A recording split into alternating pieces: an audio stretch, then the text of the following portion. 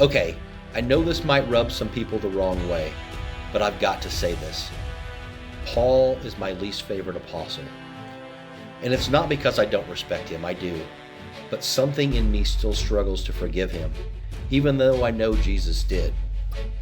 Let's talk about the elephant in the room. Who Paul was before he was Paul. He was Saul, a man who persecuted the early church. He hunted down Christians, oversaw arrest, approved of executions. He didn't just oppose the message of Jesus, he tried to erase it. And that's where my struggle begins. It's hard for me to read Paul's letters without hearing the echoes of the screams of the Christians he once pursued. I believe in grace, I do. But something in me hasn't fully healed from what he did before he changed. And here's where it gets really personal. Part of my issue with Paul isn't just what he did, it's what he got. He didn't come to believe through faith. Jesus appeared to him directly. I mean, what? He got the kind of proof most of us only dream of. He didn't just hear the gospel, he got knocked to the ground by the voice of Jesus himself. And I'll admit it, I'm jealous, because I've spent my whole life trying to follow Jesus in faith. And Paul, he got a shortcut. Jesus revealed himself to the guy who was murdering his followers. That still stings sometimes. I also think Paul just rubs me the wrong way sometimes. He was an overzealous Jew who then became an overzealous Christian. And I know Jesus used that fire. I know he turned that passion towards good.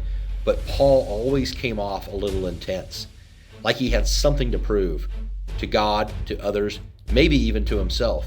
And Paul even admitted it. He wasn't just wrong before Christ, he was passionately wrong.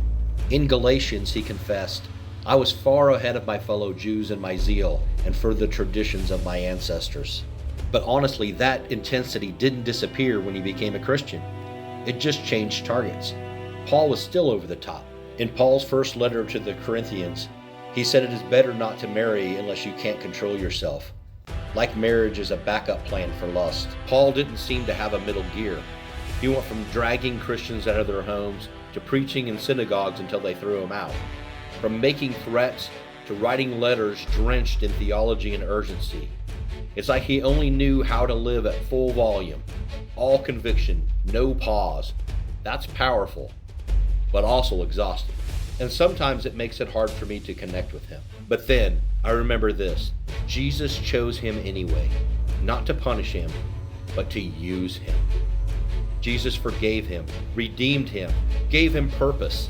And if Jesus could do that for Paul, if Jesus could turn a man like Saul into one of his greatest messengers, then maybe the problem isn't with Paul. Maybe it's with me. Maybe my jealousy, my resentment, my unforgiveness, maybe that's my road to Damascus. That's where Jesus wants to meet me. So yeah, Paul is still my least favorite apostle, and I'm still working through that. But maybe that's what grace really looks like. Not just receiving it for ourselves, but learning how to extend it, even to those we struggle to love. If you've ever felt this way about someone in Scripture, or in your own life, I want you to know you're not alone. Jesus isn't afraid of your honesty. He meets us in it, just like he did with Saul, just like he's doing with me.